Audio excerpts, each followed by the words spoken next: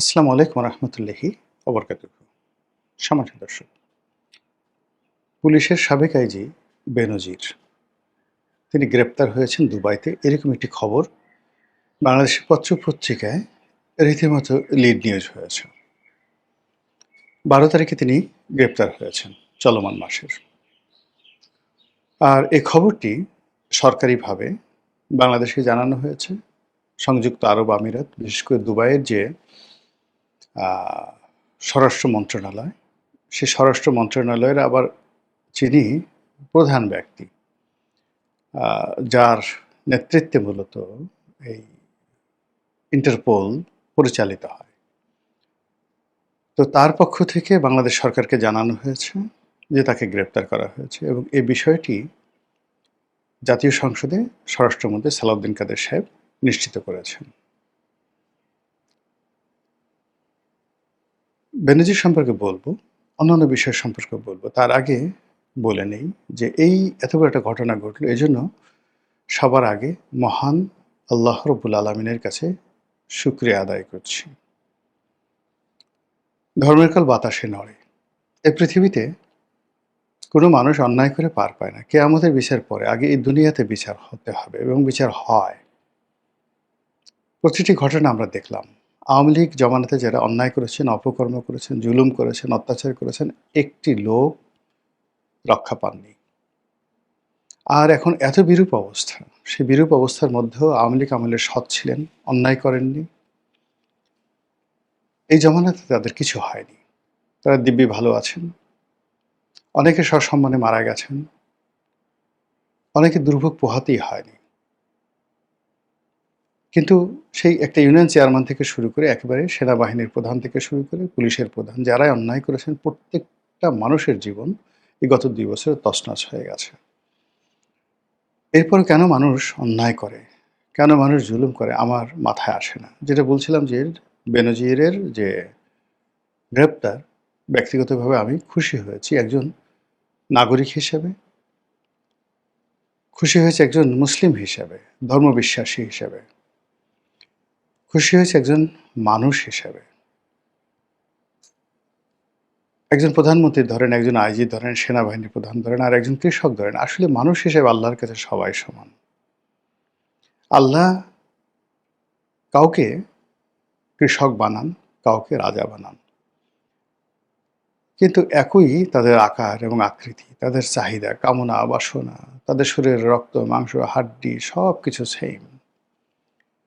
তো সেখানে আল্লাহর দয়ায় মানুষ যখন কোনো একটা বড় পর্যায়ে পৌঁছে গিয়ে কৃষকের উপর জুলুম করে, মজুরের অর্থ ছিনিয়ে নেয়, মজলুমকে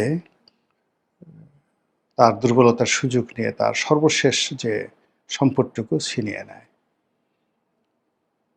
তখন আল্লাহর আরশের আজিম পর্যন্ত কাঁপতে থাকে। বেনজির এমন একজন মানুষ, মানে কখনো ছাত্রলীগ করেছেন, কখনো আওয়ামী লীগ করেছেন, বা হোয়াট ডাজ ইট মিন, ছাত্রলীগ করলো, আওয়ামী লীগ করলো, তাতে কি? তিনি ক্ষমতায় বসে যে কাজগুলো করেছেন, এটার একটা যৌক্তিকতা দেখান। একটি মধ্যবিত্ত, গোপালগঞ্জের একটি মধ্যবিত্ত পরিবারে তার জন্ম। এই পরিবারের যারা লোকজন, একমাত্র সে ছাড়া প্রায় সবাই সৎ, যোগ্য, এবং যে যার মতো করে জীবন নির্বাহ করছে। তারা বেনজিরকে পরিচয়ও দেয় না। বেনজির তার নিজের পরিবারের মধ্যে বলতে গেলে কুলাঙ্গার। ২ নম্বর হলো বেনজিরের যে কর্মকাণ্ড, বিভিন্ন কর্মকাণ্ড, বিশেষ করে তার স্ত্রীর কর্মকাণ্ডের কারণে বেনজিরের মা খুব কষ্ট নিয়ে মারা গেছেন। উনি জীবিত আছেন কিনা আমি বলতে পারবো না, সম্ভবত মারা গেছেন। কিন্তু উনি অনেক কষ্ট পেয়েছেন, এটা আমি জানি। এরপর তার যে ব্যক্তিগত জীবন, তার যে নারী লিপ্সা, তার যে অর্থ লিপ্সা, তার যে ক্ষমতা লিপ্সা, তার যে দাম্ভিকতা, সব মিলিয়ে সে দুর্নীতিবাজদের কাছে একটা আইকনে পরিণত হয়ে গিয়েছিল। এবং সে যেভাবে দাম্ভিকতা করে, এবং যেভাবে শেখ হাসিনার পতনের শেষ দিকে বাংলাদেশ ছেড়ে চলে গেছেন বুক ফুলিয়ে এয়ারপোর্ট দিয়ে, যদি তিনি ধরা না পড়তেন, তাহলে ধরে নেওয়া হতো যে অপকর্ম করে আসলে সবাই রক্ষা পেতে পারে। তিনি যদি ধরা না পড়তেন তাহলে বহু মানুষ বেনজির হওয়ার স্বপ্ন দেখত। কিন্তু তার এই যে গ্রেপ্তার, এই গ্রেপ্তারের ফলে প্রথমত তার অনুসারী যারা আছেন দলের মানে পুলিশের মধ্যে, সকলের মধ্যে আতঙ্ক তৈরি হয়েছে। বেনজির মতো অন্য যে সকল দুর্নীতিবাজ পুলিশ কর্তারা ইন্টারপোলের মামলা মাথায় নিয়ে বিশ্বের বিভিন্ন দেশে ঘুরে বেড়াচ্ছেন। এর মধ্যে দুবাইতে অনেকে আছেন, আমেরিকাতে অনেকে আছেন। তাদের অনেকের মধ্যে আতঙ্ক দেখা দিয়েছে। একই সঙ্গে এই মুহূর্তে যারা দুর্নীতি করছেন এবং যারা বেনজির হওয়ার চেষ্টা করছেন, তাদের মধ্যেও আতঙ্ক দেখা দিয়েছে। এটি ইতিবাচক। মানুষ আল্লাহকে স্মরণ করবে। এই যে ঘটনাটাগুলো ঘটল, আমরা তো মানে বেনজির যখন ক্ষমতায় ছিলেন, তার চোখের দিকে তাকিয়ে কথা বলার মতো মানুষ তো ছিল না। একটা টেলিভিশন টক শোতে তিনি কথা বলছিলেন, তার সঙ্গে নুরুল কবির সাহেব কথা বলছিলেন। আপনি তো জানেন যে নুরুল কবির বা কিছু মানুষ আছেন যারা অনেস্ট, সৎ এবং সৎ মানুষের একটু রাগ বেশি থাকে। তারপরে অনেকে স্ট্রেট ফরওয়ার্ড হয়ে তারা কথা বলার চেষ্টা করে। নুরুল কবিরও সেইভাবে সেদিন কথাবার্তা বলার চেষ্টা করছিলেন এবং সেখানে প্রকাশ্য টেলিভিশনের সামনে যেভাবে নুরুল কবিরকে তিনি ধমক দিচ্ছিলেন, অ্যাজ ইফ মনে হচ্ছিল তিনি মানে সম্রাট আকবর। অথবা তিনি এমনভাবে ধমক দিচ্ছিলেন মনে হয় যেন অ্যাডলফ হিটলার। আর তার নরমালি নুরুল কবির সাধারণত খুবই মুখরা টাইপের মানুষ। তিনি উত্তর করেন। কিন্তু বেনজির এরকম একটা ভয়ের রাজত্ব কায়েম করেছিলেন যে তার ধমক খাওয়ার পরে নুরুল কবির অনেকটা চুপসে গিয়েছিলেন। সেদিন কেন যেন আমার মনে হয়েছিল যে দুর্ভাগ্য বেনজিরকে তাড়া করছে। বেনজির সাহেবকে আমি ব্যক্তিগতভাবে চিনি, অনেক আগের থেকে চিনি, ঘনিষ্ঠভাবে চিনি। সম্পর্ক তার সঙ্গে আমার কখনো ভালোও ছিল না, কখনো খারাপ ছিল না। কিন্তু একটা অসাধারণ সামাজিক সম্পর্ক ছিল। তিনি আমার লেখা পড়তেন, আ তারপরে টকশো শুনতেন। সব মিলিয়ে মানে কিন্তু তার এই কর্মকাণ্ডগুলো মানে কোনো অবস্থাতেই আমার এই তার সাথে যে আমার যে সম্পর্ক এটি আমাকে আহ্লাদিত করে না। বাকি ২ জন যারা পুলিশের যারা অন্যান্য যারা আইজি হয়েছেন, জাভেদ পাটোয়ারি হয়েছেন, মামুন সাহেব হয়েছেন, শহীদুল সাহেব হয়েছেন, এদের সবার সঙ্গে মামুন সাহেবের সঙ্গে ব্যক্তিগত আমার কোনো সম্পর্ক নাই বা ছিল না। কিন্তু বাকি যারা আছেন তাদের সবার সঙ্গেই হাসান মাহমুদ সহ সবার সঙ্গে আমার দেখা সাক্ষাৎ কথাবার্তা হয়েছে এবং কয়েকজনের সাথে শহীদুল সাহেবের সঙ্গে তো ব্যক্তিগত সম্পর্ক একেবারে বন্ধুর পর্যায়ে।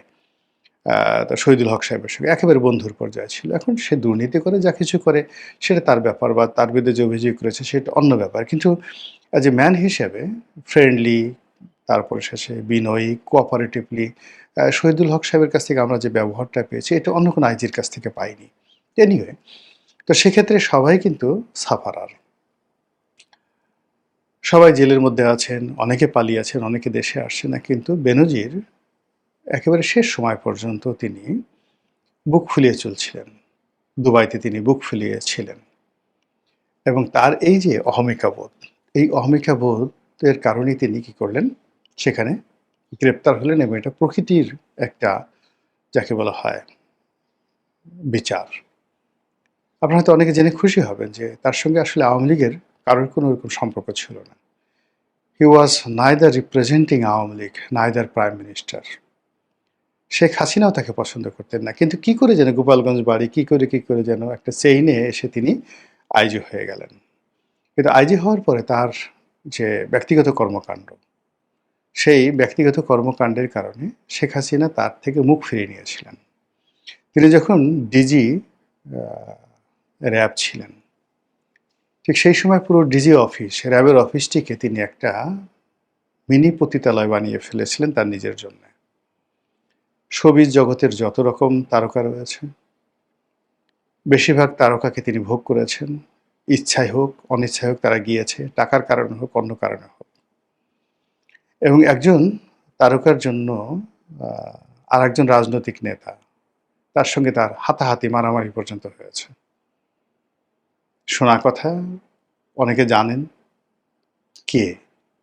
ভোলার একজন প্রমিনেন্ট রাজনীতিবিদ, দক্ষিণবঙ্গের রাজনীতিবিদ। তার ভাগ্নের সঙ্গে এক নায়িকার প্রেম ছিল, সেই নায়িকাকে আবার বেনজির নিয়ে আসছে, সেটা নিয়ে মারামারি হয়েছে। এর বাইরে শোবিজের আরেকজন নায়িকা, টেলিভিশনের নায়িকা, খুবই জনপ্রিয় নায়িকা। সেই জনপ্রিয় নায়িকার সঙ্গে তার যে নষ্টামি, সেই নষ্টামি কোনো ভদ্রলোক মানে পুলিশ বাহিনীকে রীতিমতো কলঙ্কিত করে ফেলেছে, এবং সেই নায়িকা মূলত ভারতের রয়ের এজেন্ট রূপে বারবার প্রকাশ্যে বেনজিরের শয্যাসঙ্গী হয়েছে। ফলে ভারতের সঙ্গে তার কোনো সম্পর্ক ছিল না, তার সাথে কোনো সম্পর্ক ছিল না শেখ হাসিনা, তার সাথে কোনো সম্পর্ক ছিল না আওয়ামী লীগের, কিন্তু পুরো আওয়ামী লীগ শেখ হাসিনাকে ডুবানোর জন্য যা যা করা দরকার বেনজির করেছে। ফলে কি হলো দেখেন, সে কিন্তু ক্ষমতা হারানোর পর অনেকটা আইসোলেটেড হয়েছিল। কিন্তু কালের কণ্ঠ নামক পত্রিকাতে তার সম্পর্কে যে ধারাবাহিক প্রতিবেদন প্রকাশিত হলো, আমরা জানতাম যে সে দুর্নীতি করেছে, কিন্তু এত দুর্নীতি, আমরা জানতাম সে অন্যায় করেছে, কিন্তু এত অন্যায়, আমরা জানতাম সে অন্যায় করেছে, কিন্তু তার স্ত্রী অন্যায় করছে, তার শালা অন্যায় করছে, তার এজেন্ট অন্যায় করছে, তার ক্যাশিয়ার অন্যায় করছে, গরুর ব্যবসা থেকে হোটেল ব্যবসা, 5 তারকা হোটেল ব্যবসা, কক্সবাজারের সবচেয়ে নামকরা 5 তারকা হোটেল একটা আইজি সেটার মালিক, তার যে দুটো রিসোর্ট, বড় বড় দুটো রিসোর্ট, বড় বড় দুটো শিল্প গ্রুপ, এর সঙ্গে তার সম্পৃক্ততা, এ কি করে সম্ভব? এ তো ডাকাতি করলেও সম্ভব নয়, স্বরাষ্ট্র মন্ত্রণালয়ের সমস্ত অর্থ চুরি করলেও সম্ভব নয়, তাহলে সে করেছেটা কি? সে কি মাদক চোরা কারবারি করেছে? সে কি স্বর্ণ চোরা কারবারি করেছে? সে কি আন্ডারওয়ার্ল্ড ডনের মতো পুরো বাংলাদেশকে একটা গোল্ডেন ট্রায়াঙ্গল হিসেবে বিশ্বের মাদক এবং অস্ত্র স্বর্ণ চোরা কারবারিদের সে কি একটা স্বর্গরাজ্য বানিয়ে ফেলেছিল বাংলাদেশে? আদারওয়াইজ এত টাকা তো হওয়ার কথা না। কালের কণ্ঠের রিপোর্টগুলো আপনি যদি পড়েন, আপনার গা শিহরে উঠবে। সেই কাজগুলো তিনি করেছেন। তারপর আবার সে টাকা পয়সা নিয়ে দ্বিধার্সে তিনি দেশের বাইরে চলে গেছেন। তার স্যুট, তার কোট, প্যান্ট, টাই, জামা কাপড়ের যে ফিরিস্তি, যেভাবে আমরা দেখেছি, যেভাবে দুর্নীতি দমন কমিশন সেগুলো উদ্ধার করেছে, এবং দুর্নীতি দমন কমিশনের মামলায় এই বেনজির মতো হাই প্রোফাইলের একজন অন্যায়কারী, একজন জুলুমবাজের যে গ্রেপ্তার, এবং এটা এই সময়টাতে দুবাইতে হলো, এটি পরিবর্তিত বিশ্বে, পরিবর্তিত বাংলাদেশে একটি নতুন মাইল ফলক স্থাপন করবে। ব্যক্তিগতভাবে আমি আবার মহান আল্লাহর কাছে শুকরিয়া আদায় করছি যে আল্লাহ, এই অল্প সময়, ক্ষুদ্র জীবন, কিন্তু তুমি দেখিয়েছো আমাকে যে অন্যায় করলে কেউ কখনো পার পায় না। কাজে তোমার সাহায্য চাই, তোমার পানাহা চাই, তোমার আশ্রয় চাই, যেন এসব বেনজিরদের মতো অন্যায়কারীদের মতো করে আমার নফস, আমার শরীর, আমার মন যেন কখনো অন্যায়ের দিকে ধাবিত না হয়।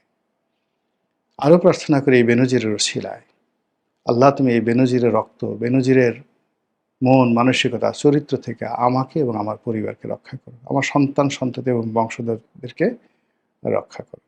আমরা মানুষ হয়ে বেঁচে থাকতে চাই, আমরা বেনজির হয়ে বেঁচে থাকতে চাই না। আসসালামু আলাইকুম রহমতুল্লাহি ওয়া বারাকাতুহু।